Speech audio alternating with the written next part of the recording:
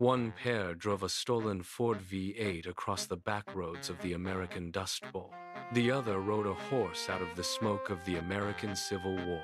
One couple died together in a hail of bullets at the age of 23 and 25. The other man died alone, shot in the back by a friend hanging a picture on a wall. Both became American legends. Both prove that this country prefers its criminals romantic.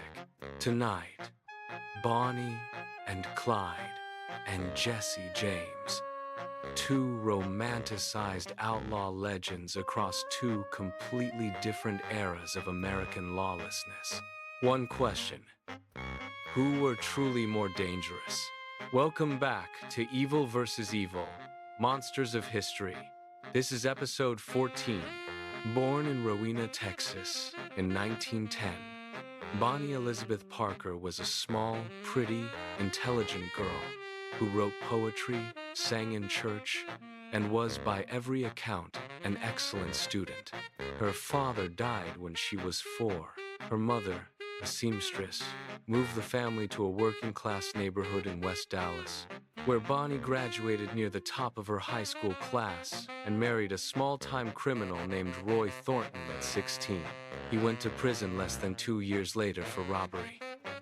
They never divorced. She wore his ring for the rest of her life.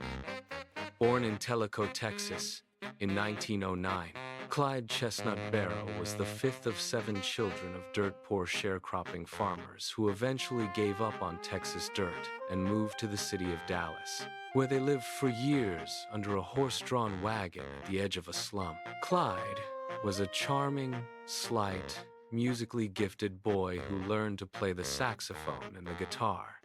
He was also, by his early teens, a habitual thief. He served a brief stretch in a brutal Texas prison called Eastham Farm in 1930 and 1931, where he was beaten, sexually assaulted, and forced into hard labor in the cotton fields.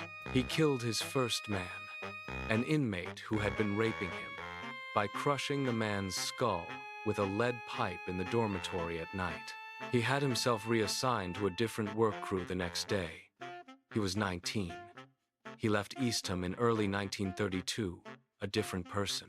His sister later said the boy who went into prison was not the man who came out. He met Bonnie Parker in Dallas in January 1930 at a mutual friend's house. He had cut a cast off his foot to escape a hospital. She had hot chocolate on the stove. They fell in love instantly. For the next 4.5 years, they would be inseparable. The Barrow Gang was active from 1932 to 1934. They robbed small stores, filling stations, and country banks, often netting less than $100 per job. They killed at least 9 law enforcement officers and several civilians along the way. They lived in stolen cars, slept in fields, and ate whatever they could buy at roadside stands. They were joined at various points by Clyde's older brother Buck, his wife Blanche, and a teenage gunman named W.D. Jones. Buck was shot through the head and killed in a Missouri ambush in July 1933. Blanche was captured and blinded in one eye. The gang was hunted relentlessly across half a dozen states. They were not master criminals. They were poor, desperate, and very young. The press loved them. Newspapers across the country ran their photographs, the most famous of which showed Bonnie standing in front of a stolen Ford with a cigar in her mouth and a revolver on her hip. She was 22 years old. Her poetry was reprinted in the New York Times. Her mother kept a scrapbook. On May 23, 1934, in a wooded stretch of Louisiana highway, a posse of 6 lawmen, led by retired Texas Ranger Frank Hamer, ambushed them. Over 130 rounds were fired into their stolen Ford in under 2 minutes. Both Bonnie and Clyde were killed instantly. Bonnie was 23. Clyde was 25. Their bodies were towed back to town with people clinging to the running boards trying to cut souvenirs from the wreckage. That was Bonnie and Clyde, the lovers who died young enough to stay beautiful in every photograph. Born in Kearney, Missouri, In 1847, Jesse Woodson James was the third of 4 children of a Baptist minister and a fierce, controlling mother named Zerelda. His father left for the California gold fields when Jesse was 3 and died there of cholera. His mother remarried twice. The James family owned slaves.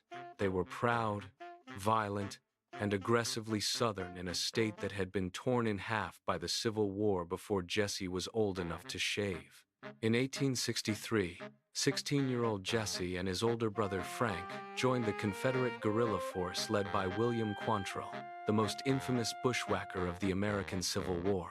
They rode with Quantrill's lieutenant, Bloody Bill Anderson, a man who decorated his saddle and bridle with the scalps of dead Union soldiers.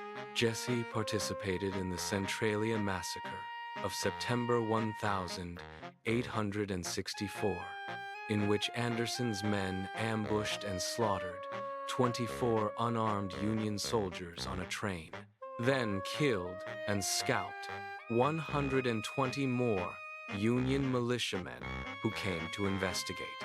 When the war ended in 1865, Jesse James was not yet 18 years old.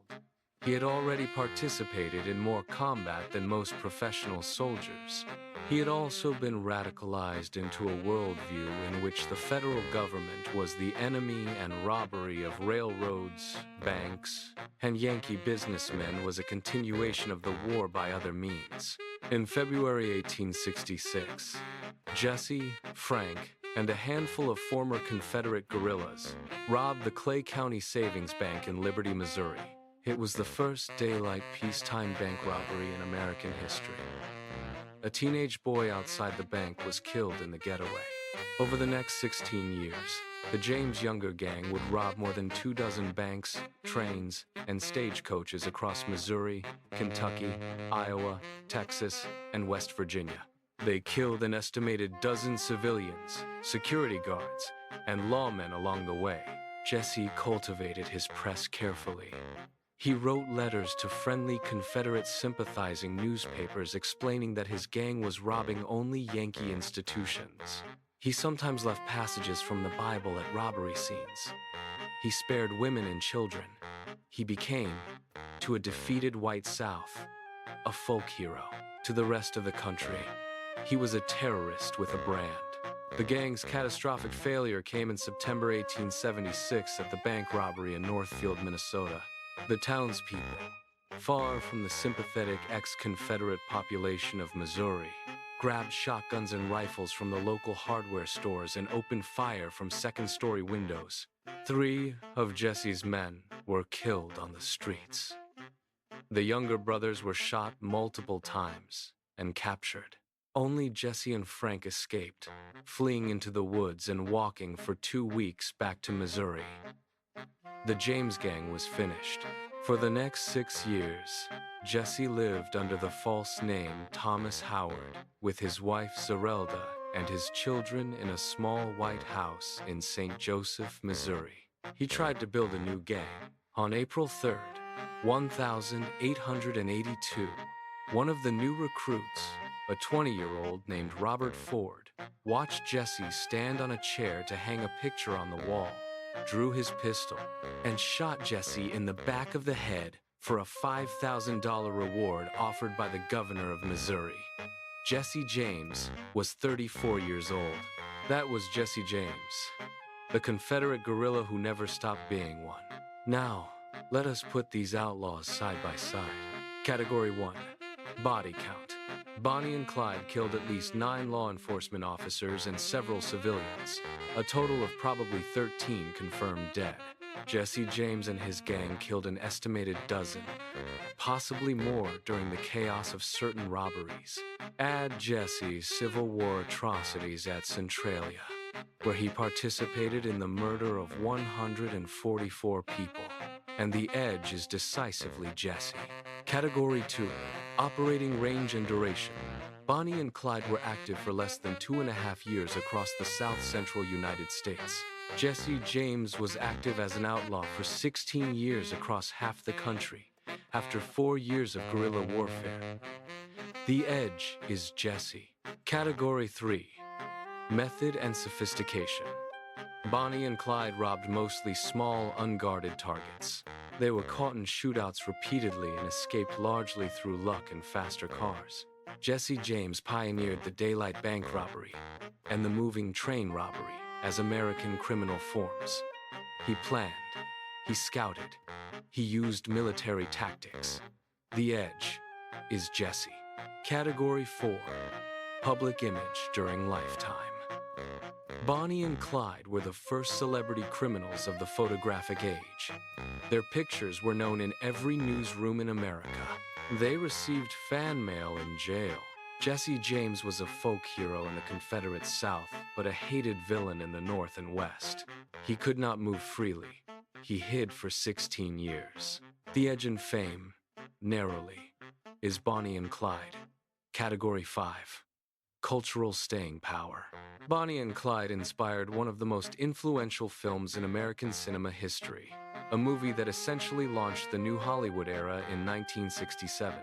Jesse James has been the subject of more than 30 Hollywood films and has been continuously mythologized for 140 years. The edge, by sheer longevity, is Jesse. So the categories split 4-1 in favor of Jesse James. But categories do not capture everything. Here is the wild card. What if Jesse had lived in 1934, or Bonnie and Clyde in 1880? Jesse, riding the back roads of the Great Depression in a stolen Ford with a Browning automatic rifle and an angry Confederate worldview, would have been the most dangerous American criminal of the 20th century. He had the training, the patience, and the willingness to kill that the Barrow Gang never quite developed. Now imagine Bonnie and Clyde in 1880. Two young lovers, no military background, no horsemanship, no real planning skills, trying to rob trains. They would have been hanged within a year. Jesse James was a soldier, playing as an outlaw. Bonnie and Clyde were children, playing as both. The verdict. By the categories, Jesse James wins. He killed more, ran longer, planned better, and remains the older and deeper American outlaw myth. But here is the part that should disturb you.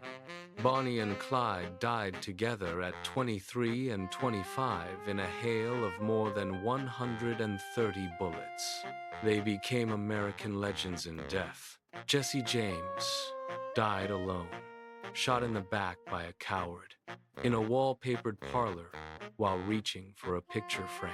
They were not equivalent deaths. Bonnie and Clyde got the ending the legend required.